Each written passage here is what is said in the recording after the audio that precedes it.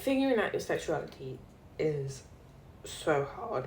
It is one of the hardest things you can do, but it is worth it when you find community. Hi, I'm Orla, and I thought I'd do a tutorial on how to figure out your sexuality if you can. Or it's a video if you're questioning, because it is okay to question, and sometimes I wish I had more content to consume. I forgot to complaining. I wish I had more content that would actually help me figure things out, especially when you grow up in a place with that lacked representation. First, I want to say congrats. Wow, well done. That's a big thing to recognise, that you're questioning sexuality, you're questioning what is a societal norm. So have some grace, have some compassion. That's amazing that you're doing that. It's a journey we all go on. Some people are born knowing, and then they're forced to not knowing, and some of us are born like not knowing there is a choice, or not a choice, but an option to being gay. God, why are the sirens just so noisy? Right, I'll do my example.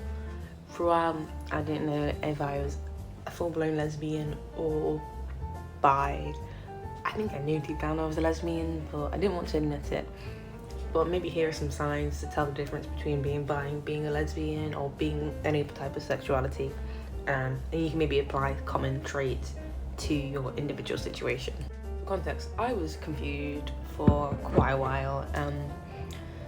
I think purely because the term lesbian and lesbianism, oh my god, because the term lesbian had a lot of weight to it, and it wasn't seen as the most nicest thing. But like, if you want to figure out your sexuality, step one is have compassion and congratulate yourself on getting this far. A lot of people don't even get to that bit, even though they might be queer, or it takes decades later, or never truly admit it to themselves. So congrats, well done. That is the hardest part, maybe. For me, I thought I was asexual for a long time, purely because I was not attracted to really anyone.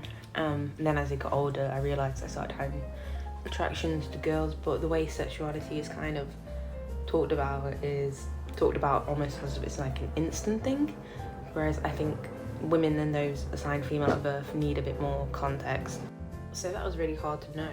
And then I thought, if I like girls, would that make me bi? Because everyone assumes straight is the default setting. But in actuality, I was gay, but this is the shorthand of my experience. I also grew up in a very obviously heteronormative society. I also grew up Catholic, and having religious pressure adds to that as well, or being in a culture which isn't always pro-gay makes it really difficult to figure out things, and I had a lot of shame around it. So letting two is kind of letting go of the shame and letting go of knowing.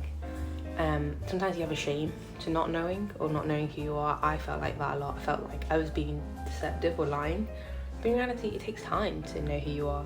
I found if I let go of the idea of labels, of a definite outcome, that the outcome actually came to me. I had to let go of a lot of weight to these words, because growing up lesbian was a dirty word. I had to let go of that and to truly realise I was a lesbian. So yeah, I'd say step two is to let go.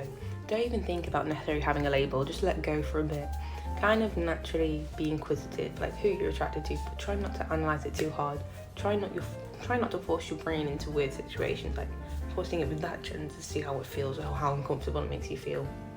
Try and let go of this sort of harsh, testing almost relationship, OCD nature that questioning your sexuality can be like. Because being attracted to someone is meant to be fun. It's meant to not cause pain.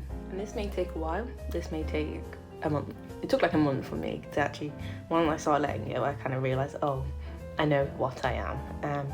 But for some people, this can take longer, and you're doing like years and years worth of heteronormativity and societal pressures. I'd say step three is, who do you envision life with? Who could you see being with for long term? And maybe if being with a man kind of makes you disgusted, or unnerves you, or you can't truly envision, or something feels unsettled, or you might not even be that unnerved, it's just not okay. Well, it's okay, but it's not the best. I think that's sometimes more of a symptom that you're a lesbian rather than bi. I'd also like to credit that there's nothing wrong with being bi, and obviously people have their own preferences and slight variations throughout their life of who they're attracted to, so I don't want to take away from bisexuality either. But to me, I'd say bisexuality is a bit more, you might not like men as a sort of concept, but you're attracted to them and you wouldn't mind having a life with them, you know? And I think for lesbian, we're just going to use the definition of non-men loving men. I know some people are a bit more, it's only women, etc, etc, but I think it's just too complicated, and gender is too complicated, and lesbian history is too complicated to solely condense around to that. We're just using lesbian as a gender identity at this point. So maybe like step 4 is just to figure out if you've had any intense sort of homoerotic relationships.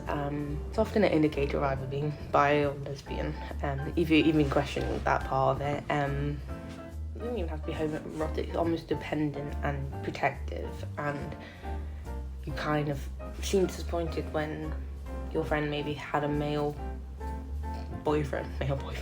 counterpart and they became obsessed with them. Even if you didn't like fancy your friend, I feel like that's sometimes an indication of something about gay bonding and bonds and the way we form relationships. I'd say step 5 is also just to engage in more gay content, or engage with gay people, go on dating apps, and obviously not in a sort of like using way, but in a sort of like see who you're actually attracted to. Sometimes that reveals more what's there. Like I remember when I was questioning, I put it on girls and boys, and then as soon as on boys I was like, oh, that's not, no, and that really quickly communicated to me that I'm not that interested in men, you know? Also, I would like to say that you can change your label. If you think you're one thing and you're suddenly not, you can change it, and that's okay. Life is long, we go through changes, it's okay.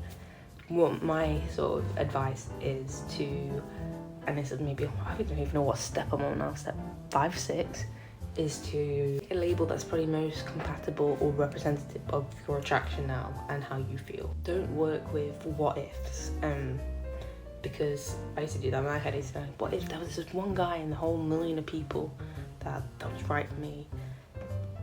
The likelihood is that's not the case.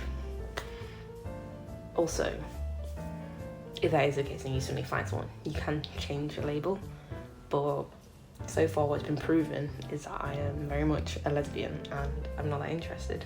And it's interesting, more that I've leaned into my lesbian identity, the more I'm even more sure of the answer. And sometimes it's about kind of taking a gamble with the label and kind of realising that that is you. And again, I feel like a lot of us just have to mourn the heterosexual lifestyle, or the heteronormative life, or the life that has been panned out for you, both bi and lesbian, but especially if you're a lesbian. I think that's a lot of why people don't really know what they are, because so much of gender is tied to sexuality. But you really have to almost distill it or remove gender from it, or I don't know, accept that what you've been taught isn't necessarily what is true. I feel like some people really linger on the bi or queer label just because they're afraid of becoming fully lesbian. But I also recognise that bisexual people fully exist as well, and there is some lesbian identifying people who are like, oh yeah, I kiss guys. I'm like, maybe you are actually more on the bi side of things. So, but what's important to note is that there's actually no label following you around. There's no assigned label. We're not like little Sims. This is up to you and how you identify, and identify appropriately. I hope that was helpful in some way at all. If you have any questions, just leave comments down on YouTube. I feel like I'm not sure that's concise enough, I don't know, but I can always do another video to clarify things or add more steps. But just have a lot of grace in yourself, and just welcome to the LGBTQ+ community.